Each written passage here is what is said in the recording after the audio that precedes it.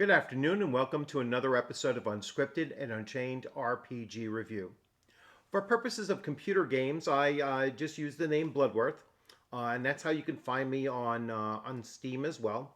And as you can see, this video I am going to be talking about and really setting up a new feature on my channel for Baldur's Gate 3. So it is entitled broadly Gameplay Through a Non 5e Player's Perspective. And I'll also note that I don't have that much experience with Baldur's Gate either. So I'm really a fresh vessel coming into this game, not knowing very much about the game system, and I'll go into a little bit more detail than that. And uh, and not knowing very much about Baldur's Gate itself. I do have Baldur's Gate 1 and 2 someplace, and I've only dabbled with it slightly over, the last probably 10, 15 years or so. And I was not there at the time when it first came out and playing that particular game. So I was not that involved with it. I don't know very much of its lore or anything. So this is going to really be a first look for me into Baldur's Gate. Now, my experience with 5e as far as computer games are concerned is I played Dungeons and Dragons Online, which I believe is one of the earliest utilizations of 5e as its base system. Might even have been 4e. I'm not quite sure, but that is my first experience with it. And then 5e was used as the basis for Sword Coast Legends, which I played pretty much extensively. I have played 5e, tabletop 5e, a few times, but not a whole lot. Probably less than 10 sessions played through there, and played just a number of different characters. I've never run it. I've never been a really big fan of 5e as far as the tabletop role playing game is concerned. So, why did I finally come around to purchasing Baldur's Gate 3 based on the 5e? Um, obviously, it is huge. It is absolutely, it's all the talk of the town, basically. It's touted as being the game of the year, hands down, and no one else should even bother.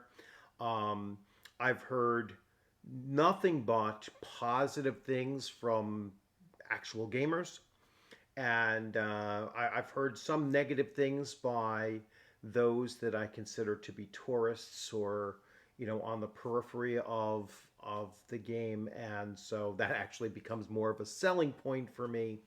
Uh, of the YouTube channels and such that I've seen when they're going over, mostly what I've seen is people talking about the game without actually having played it.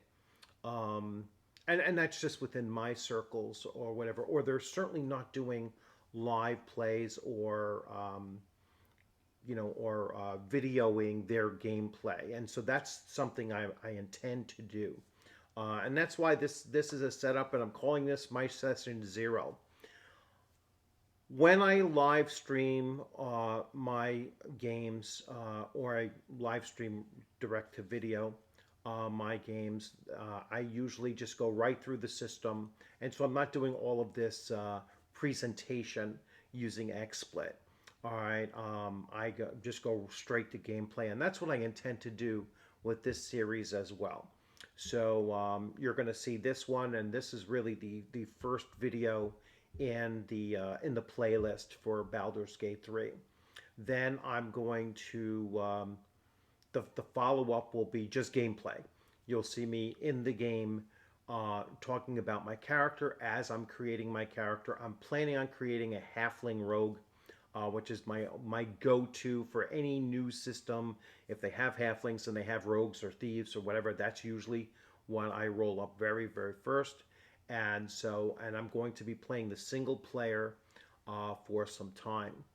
Now, as I get more familiar with the game, there is a multiplayer, and I don't know exactly how that works. I'm going to be learning that as well, and I really look forward to people leaving comments in the comments section who has played this game.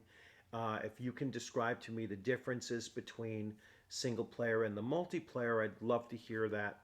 Um, but once I've learned this system pretty well, then I'm going to switch over to multiplayer. I don't know if you can just port your character over to that or if you have to start from scratch. So the way I'm going to identify the differences between whether it's single player or multiplayer is you can see the image that I have here, with the session 0 labeled on it, and you can see that dark blue near purple border around the Baldur's Gate frame. For the multiplayer, I'm going to make that a maroon, so you'll see the differences between the purple and the maroon, and that's how you'll know whether it is single player or multiplayer. I might also add another tag to it to make it very, very obvious that it's multiplayer, so that you can see it, and then that way I'll see which game mode that I'm enjoying the most, and then go forward with whichever one is really catching on with viewership and the way that people are commenting on it or making suggestions or whatever. Whichever one has more traction is the one I'm going to go with, obviously. So speaking of traction and speaking of the popularity of this game, I just wanted to show you some stats as of now. So I literally just picked up the game today, and we can see here it says that it is its recent reviews. So 153,000 reviews have been overwhelmingly positive, and overall 214,966 reviews have been overwhelmingly positive. This is a game published by Larian Studios. It was released on August 3rd. Now, Larian Studios, from what I've seen on other YouTube channels where they're reading from articles about what the developers are saying about the game, they are going to have some.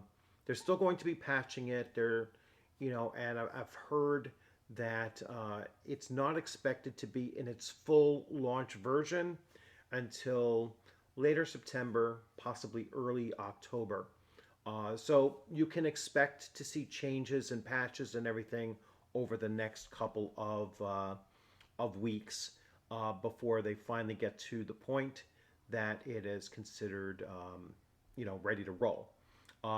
As you can see, my name is Bloodworth here, so you can find me. Just look for that icon, and you can find me. That's a really old icon, too, going back to my Sea Dogs and Bethesda Sea Dogs, early pirating game themed time on the internet. So I'm really looking forward to this. Really excited about diving into this game system and seeing, possibly learning about the about 5e and some of its mechanics as it's presented here. Now I know I listened to a breakdown of an article that was on I think it was an actual statement from Larian Studios where they were breaking down some of the process of creating this game, and they said that there are certain aspects of the tabletop role-playing game that did not precisely translate over, and the same goes true for the other direction as well.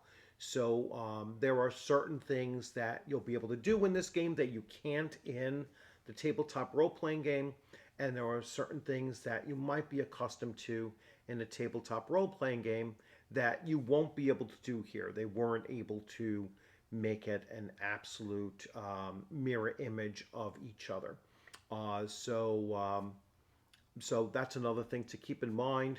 And like I said, I think that my perspective coming into it, not being a very experienced and knowledgeable 5e player, um, or a Baldur's Gate, player as well. I think that what I'll be bringing to you is a true unscripted and unchained RPG review and walkthrough of Baldur's Gate 3. So I'm really looking forward to it. I hope you enjoy this video and this video series, and let me know in the comments whether you like this format of having that, just this setup here like I have right now with a presentation and then just straight up gameplay. Now the gameplay, certain things that I had to do in gameplay is, as always, I have to turn off the music because then it will demonetize or it will share monetization of because they'll get copyright strikes. They're not usually severe with that kind of a copyright strike, but they'll say generally YouTube will say that you have to either demonetize it or they'll share the monetization, and so I just turn the music off just to avoid that. So you won't hear any background music. At least I'm hoping that you don't. And hopefully someday YouTube will fix that, and tell these companies that, hey, if somebody's streaming your game and advertising your game, let's not smack them over the head with these, silly copyright strikes over the music, the background music that they have playing. So I'm hoping not to have to tone down ambient sound if they have music kind of in the background. If they do, then that'll be an issue that I'll have to modify along the way as well. So, as always, thanks for joining. I hope you liked this video. I hope you really enjoy the series. In this playlist, I expect to get the first one up here on the channel sometime later on this evening or tonight. And then these are always a much faster for me to get the turnaround on this. So you'll be able to follow this on YouTube. I'm also going to be posting these on Rumble as well. And you can find me on Rumble as Unscripted and Unchained RPG Review on Rumble. And so you can follow them there as well. So I'll be putting it up on both streams. Plus you'll be able to follow them on Twitter, which is now called X, and Facebook direct uploads as well. So without further ado, enjoy the rest of your week. I look forward to seeing you on a gaming screen sometime soon, and possibly even here in a multiplayer game on Baldur's Gate 3. And as always, just keep on playing, keep on engaging in the hobby of tabletop role-playing. Engage in the hobby of computer role-playing games as well, and just keep on enjoying yourself along with your friends, and just having a good time within our hobby. So thanks as always for joining. If you haven't subscribed, please consider subscribing, and like the video. Comments, please put your comments in there so that I can address any questions or take any tips or hints that you have and apply them to the gameplay. And as always, enjoy. Take care.